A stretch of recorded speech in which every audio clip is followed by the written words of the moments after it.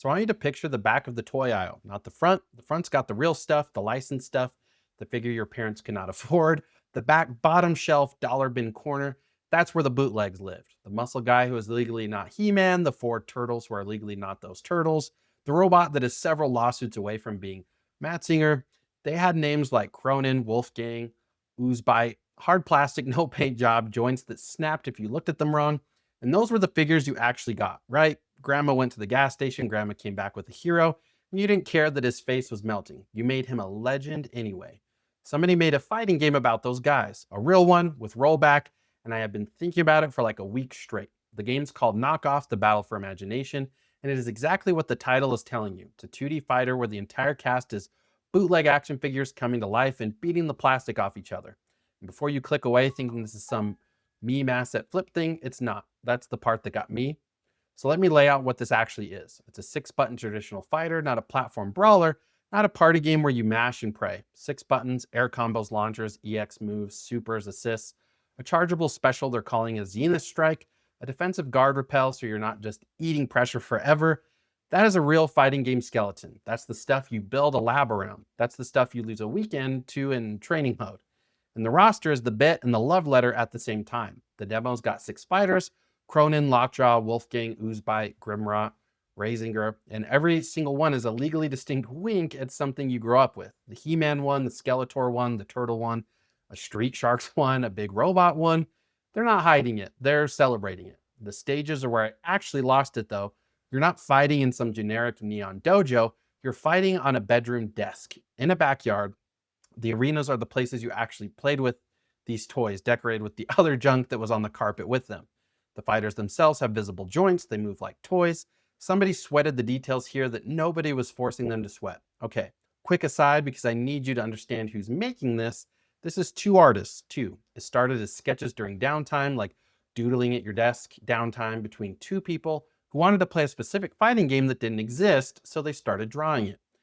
That grew into a demo, the demo grew into a Kickstarter, and the whole pitch, the thing they keep saying out loud, they want to keep it free from hyper monetization. Their words, they want to fund it so they don't have to gut it. Sit with that for just a quick second, because here's the part that flipped this from a fun little game to I'm genuinely rooting for this. We all know the shape of the modern fighting game launch, 60, 70 bucks up front, then a character pass, then a second character pass, then a premium currency you buy in weird denominations so you can never spend it evenly, then the announcer voice pack, the arcade mode that's 4 loading screens and a slideshow, the good netcode arriving as a patch 8 months later if you're lucky. That's the genre right now at the top. That's the water we're all swimming in.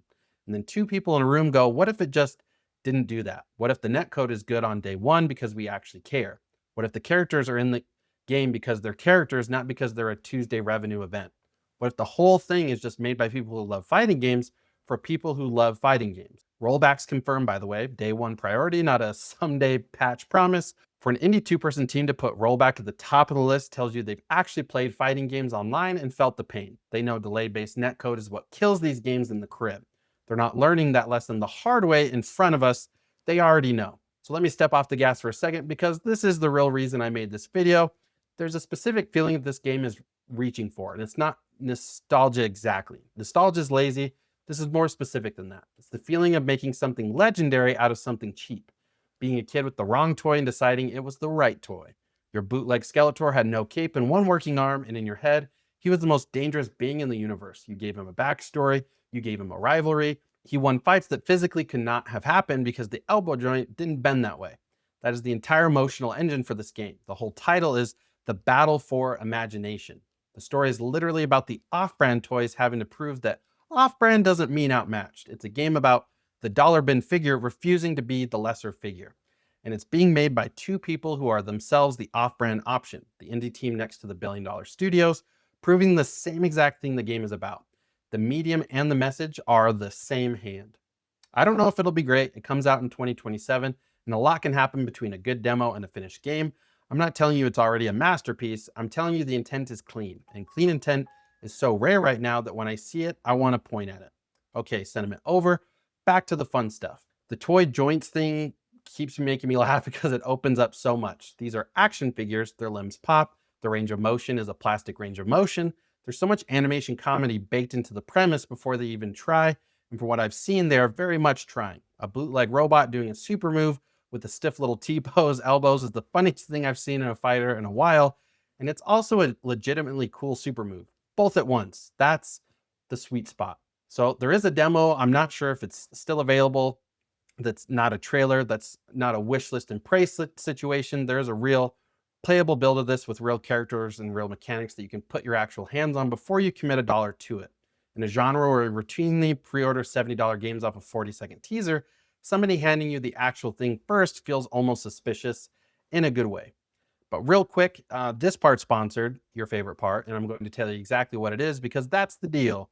So a company called FitZap sent me a watch, and the watch shocks you. That's the product.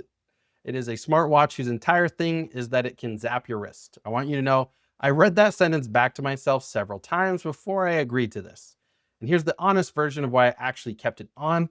I'm a heavy sleeper, catastrophically heavy. My phone alarm goes off, and apparently my brain has filed that sound under ambient and moved on. So the thing I tested, and the only thing I'm going to tell you it does, because it's the only part I can really vouch for, is the silent alarm. You set a time, and instead of screaming at the whole house, the watch just buzzes you awake with a little pulse on the wrist. No noise, doesn't wake my partner, it doesn't hurt, doesn't wake the dog. Just me getting tapped on the wrist by my own watch like it's disappointed in me. That's the use I'd point you at. Quiet wake up for people who sleep like the dead, or anybody who wants an alarm nobody else in the room has to suffer through. If you're hearing impaired, a wrist pulse instead of a sound is a genuinely useful idea. Now, it's got other modes. It'll buzz you to break habits. It's got a stay awake mode. I'm going to be straight with you. I'm not going to sit here and tell you to zap yourself awake behind the wheel. If you're that tired driving, the answer is pull over, not a watch. And I'm not your doctor. So the habit shock stuff, do your own homework on whether that's for you. I'm vouching for the silent alarm, and that is my lane. If you want one, it's FitZap, link and code Kyler right in the description, get you 10% off. And yes, it is a watch that shocks me. We've all made peace with it. Okay, back to the toys. Here's where I'm at with it. I've got a wish list that is mostly a graveyard, stuff I've added and forgot. This one I added on purpose, and I'm watching the Kickstarter because this is the kind of thing that only exists if people show up for it early. Big publishers don't need your faith.